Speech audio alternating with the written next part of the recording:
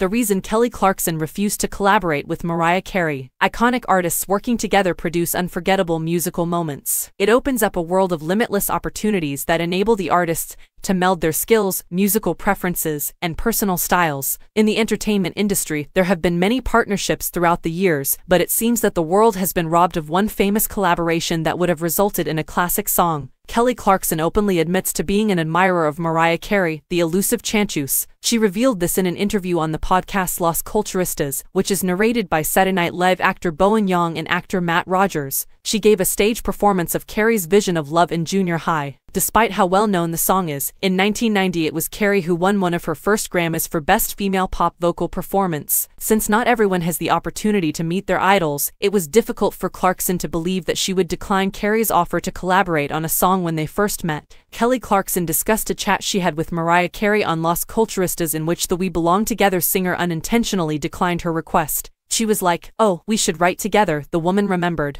In response to Carey's question, Clarkson described how she writes songs, saying, "I don't write in the same room with people. Due to the fact that I'm not a vulnerable writer, I've actually done that twice in my life." She said, "I start telling Mariah about my process, and I'm like, did I just?" Shortly after realizing she had just declined Mariah Carey's offer of a cooperation, they replied, "Do you realize you just kind of said no to?" As I turned to go, "Wait, what?" I thought to myself. Carey's admirers are referred to as lambs, and Clarkson was unmistakably one of them. She even made a joke about how she wouldn't even be in the same room as Carey because of how amazing she is. She made a joke, saying, "I don't want to sit in a room with you, ma'am, you have like a billion." No. 1 second, the host of the Kelly Clarkson Show praised Carey's songwriting skills as well. "As far as her being one of the best authors ever, I'm such a huge admirer of being her street team. Nobody discusses it. They constantly refer to as the songbird, and I think, great vocals for days. But, name another successful artist who wrote it all," she retorted. It would have been a brilliant idea for Kelly Clarkson to collaborate with Mariah Carey, but instead she went on to create her own songs. The 10th studio album by Clarkson was called Chemistry, and it was made available on June 23, 2023. After almost 5 years since the publication of her last album, Meaning of Life, in 2017.